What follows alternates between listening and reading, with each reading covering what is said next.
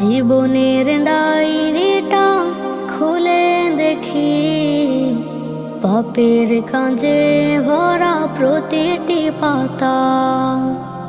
মরণের কথা প্রভু হলে স্মরণ, অন্তরে নেমে আসে বিষণ্ণতা।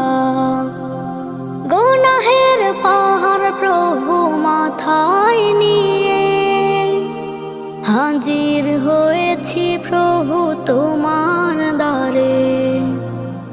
ও ফুরান দয়ার সাগরে তোমার, ডুবে রাখো প্রভু তুমি এই পাপীরে।